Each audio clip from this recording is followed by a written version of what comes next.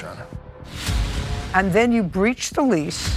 Yeah, There was also property damage. but that's because of the vandalism. Did you vandalize the property? I was stressed out. You're an adult. The whole thing is kind of outrageous. This is your mother. Yes. It is your claim that your mother forged your name to a lease Yes, Your Honor. and then breached the lease, and you're stuck with a bill, and your credit score has been negatively impacted, Yes, Your Honor. that you had no knowledge of this lease, that you were signatory to the lease, Yes. and that you want to be able to clear this from your credit score. Yes, Your Honor. Great. You're now, 21. this lease was signed when you were how old? 17 years old. And how do you know that? When I went to check my credit report, it had the date, which was around 2021, edging into 2022, the end of 2021. You went and checked your credit score. Where were you living when you were 17? I was actually staying with my witness, my brother, and... Okay, so you were living with your brother? Yes. How old were you when you went to live with your brother? 17. How long did you live with your brother? It was over the course of a year, but I was in and out of his house, of friends, and my aunts for about a year, so. Where do you get your mail? Usually most of my mail gets sent to the old address that I previously lived at with her. Most of the time I'd have to pick it up from like UPS or a carrier. If If it gets sent to your mother's address where you were living, where the lease was, yeah, you had to go there to pick up your mail. right, because it would get... Just a second. Sorry. You had to go there to pick up your mail. Okay. Okay. Now, at some point, Mr. Jones, you were notified, not by checking your score, but you were notified that this judgment was against you. How were you notified? Let me see the letter. I never got a letter of a notification. I wasn't notified of the judgment until I checked my credit. I had no inclination. Okay. Let me see the letter that you received. Yeah. This would be the entire... Now, don't, Sorry. you know how old I am? I get it. Just show me what I asked for. Okay. The letter that you got indicating how much money you owed after you checked your credit score. Okay. These 2 pages would be it.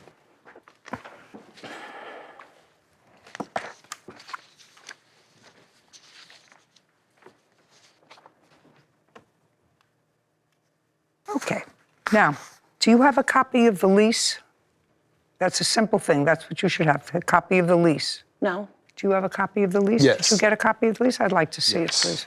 Here's the lease.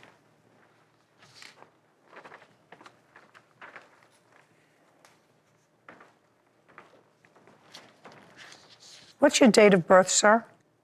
2003. This lease began December 1st, 2022. Oh, okay. Okay, let's start with, it's true that you were living in this address, and you were living there shortly after you were released from prison. Yes, How long were you in prison? 8 years. In what month and year were you released? 2021, July 2021. Where did you live immediately after your release? Were you in a halfway house? Yeah, for a couple months. I want you to tell me the circumstances. You tell me the circumstances surrounding your son signing this lease, because that's what you allege. Yeah, Look at me. Don't look there. Okay. Right here. So, We're in prison for 8 years. Your children took care of themselves. He was a young teenager when you went to Yes. prison. You get out of prison, you go to a halfway house. You probably had some sort of a job, because you're supposed to have some sort of a job. yeah, and I saved money to Oh, get okay. an apartment. Great. I want you to look at me and tell me the circumstances surrounding your son signing the lease. So I asked him to help me because I couldn't do it on my own. How old was he when you asked him to help you? He was going on 18 or 18. Well, was he And- 17 or 18? I think he 17 was or 17. 18? Okay, he was 17. And I asked him if he would help me because, Okay, you understand that at 17, he cannot sign a contract. You were 17 at the Yes. time. and I asked him if he would help me because considering I raised him and 3 children on my own prior. You didn't raise him. You were in jail for 8 years. If you got out when he was 17, you went into jail when he was 9 years old. Who raised him? My sister. Okay, well, that's your sister raised him. So I asked him to help me, and he said he would. And so, because I couldn't do it on my own, and he said he would help me. Well, you have an older son. Why didn't you ask your older son? Because we didn't get along. Because I didn't raise him. So. You didn't raise him either, but he was a kid. He was only 17. He can't even enter into a contract. Sorrel got along with me better when I got out than the other two. So I mean, you knew he was 17. He said he would help. You knew he was 17. Yeah. I mean, everybody knows that you can't sign a contract when you're 17 that's binding. Driver's license. Whose driver's license? I showed them mine, and then they sent me the lease over like electronic, and I signed it with my name, and then I asked him to sign it with his name, and he signed it. Electronically, how? Because. Let's go. Electronically, how? It came to you on your tablet or whatever, and you do that sign thing that she helps me with? Yeah. Because I'm unable to do it myself. And he. And he was there. Yeah. He was there, and he signed it electronically. You know, you can't even tell me that story with a straight face. In any event, so now you have a 17-year-old son who you haven't raised, who you've gotten involved in a scam, and then you breached the lease, and as a result of breaching the lease, you were served with a copy of the default judgment because it says you were. It says that you pled guilty telephonically, which means somebody called you because it was probably during COVID or whatever, and they were doing these things telephonically, and it was easy. You said, I plead guilty. Yeah, and so. Great. How much money did you pay them back? Pay who? The landlord. No, I already paid rent up to 11 months. And then on the last month, I couldn't pay it because I didn't have the funds. And so then I had talked to the judge, and I asked the judge if he could give me a little time, but it wasn't enough time. And so I left from there, and that's what happened. Why don't you have a seat for a moment, please? You have your driver's license with you? Yes. May I have it, please? Yes. Well, I should say something because like I keep all my children's information and things like that.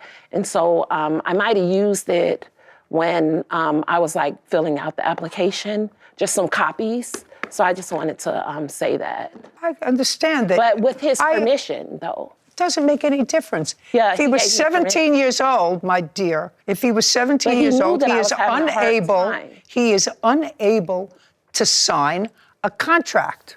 He knew I was contract. having a hard time. And I don't care what he knew. Doing 8 years in prison. I don't care what he knew. If he's 17 years old, he's unable to sign a contract. And I'm going to go and see if I can save you some trouble, sir. See if I can have a conversation with this law firm. Have them look at the papers. I got into it with the law firm because they were trying to say that about his age, and I was telling them that I knew this was going to get better. So you called the law firm and you said, he can't be held responsible. He was only 17. Yeah, and I said, then you need to take him off. And they didn't do it. And I said, but that's not right. That I should just a second. So you did have a conversation with someone at the law firm? I did. Tell me who you had a conversation with. With the guy that's over the law firm, that runs the name. Law. I can't remember his name, but I know he's the one. I said, Sorrel allowed me to do it, and that his name needs to come off of there. Because he was only 17? Yes. Okay, good. Could you stand up? Yeah. Okay. The judgment, $3,805, is that correct? The judgment on my credit? Yeah.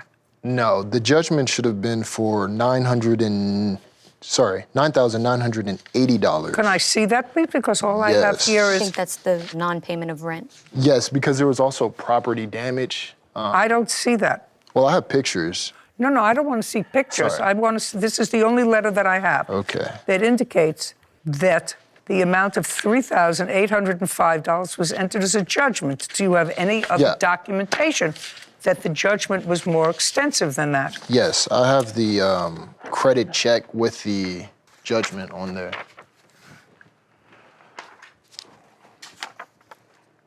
This doesn't do anything for me. Okay. This doesn't do anything for me. This is the only thing that says that this is what this law firm is trying to collect from you on this matter, which is $3,805. I don't know what else you have with your mother. This is the balance that they put with the entire judgment with this. Did you negotiate a lower rate with them? No, well, I tried to, but couldn't pay it, so. Okay, Sarah, call them and tell them they're going to be happy because on behalf of their client, they're going to get this amount. Just want to make sure that that's the amount of the judgment. Would you do that for me? Sure. Could I see his driver's license, too? Yeah.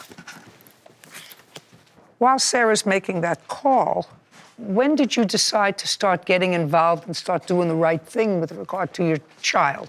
After this whole situation. Well, when? What whole situation?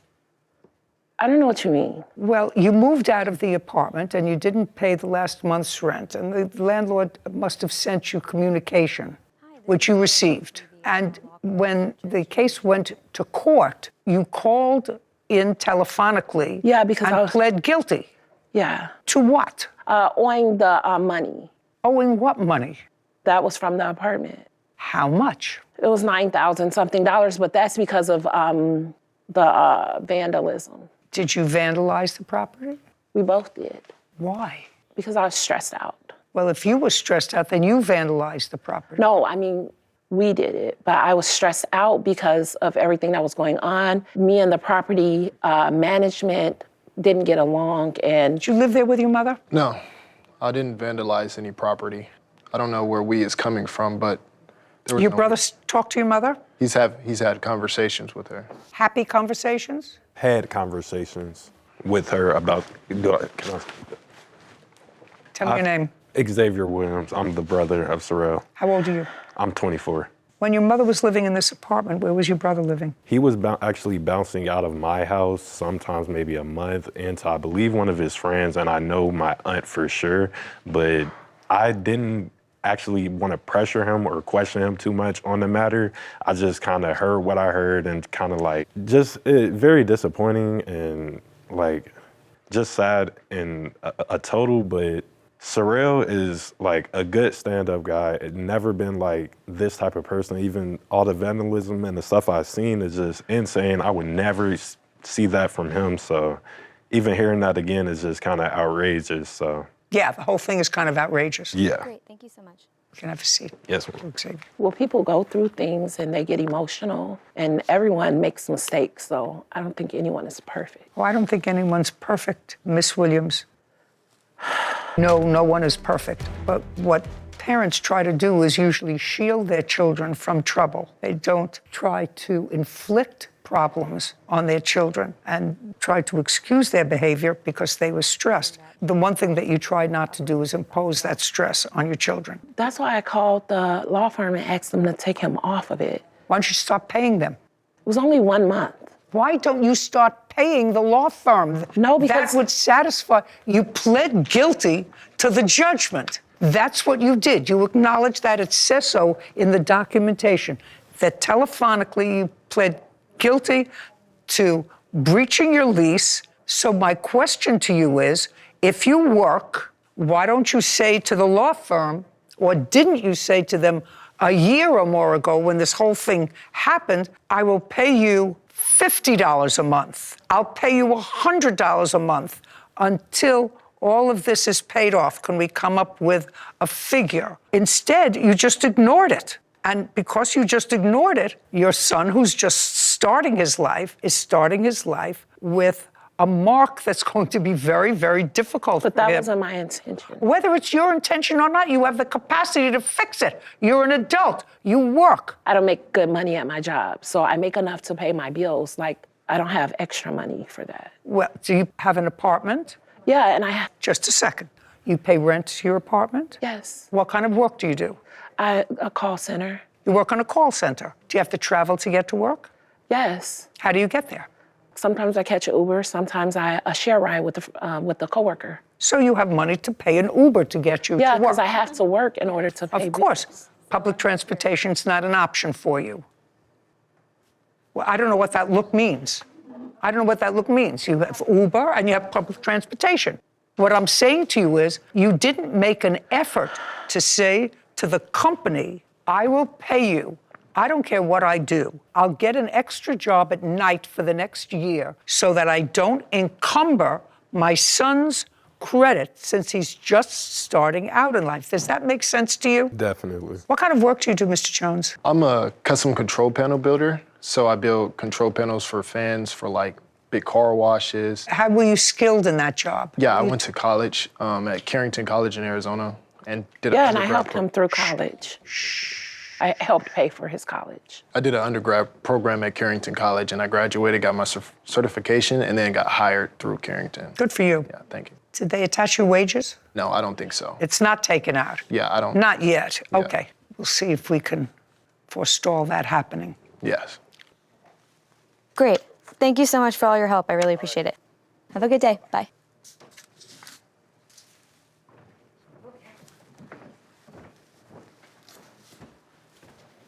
Okay, so he said the 3805 listed in this letter was the initial judgment for the eviction, and that was the judgment. But after that, there was the legal and late fees, the cleaning, and they had not inspected the property yet. So any damages, which there were, is how we got to the $9,931.60, which is what he's on the hook for, and his credit is going to be affected if that is not paid. There was a collection fee that was in addition, a collection fee. I asked him to break down what that $9,931 entailed. From the lease, in the lease agreement, there's a fee for if it has to go to collections, it's a set fee. $2,837 and change was the collection fee, in addition to the 3805. That was just the initial number of what they were charging her for the eviction, which got increased after they did the walkthrough of the apartment and saw damage, cleaning, repairs, legal, and late fee. So all in, it's $9,931.60, and if that gets paid,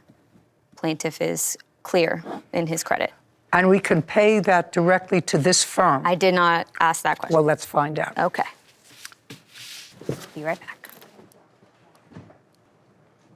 Sort of outrageous. Problem, Mr. Jones, is that I really don't think it's appropriate for me, for the court, or even my clerk, to negotiate with the collection agency, because you can usually negotiate with them to reduce the amount if you pay it up front. Right. But I don't think it's appropriate for me to do that if the amount that would be satisfied by the judgment is $9,931. Court will issue the check directly to them on your behalf. Do you understand that? Yes, Your Honor. Okay, is that satisfactory to you? Yes. Just go back and check for me, will you? That was $9,931.60?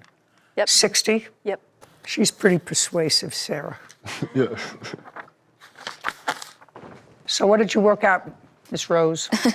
You can either send a check directly to this address at the bottom, or they could do a card or check by phone. 93160 will clear there. 60 will clear his credit. Yes, and it'll be wiped from his history. Judgment for the plaintiff. We'll take care of your credit. Okay, thank you. You're welcome. A really fair decision. For them to bring me and sue me when he agreed to help me.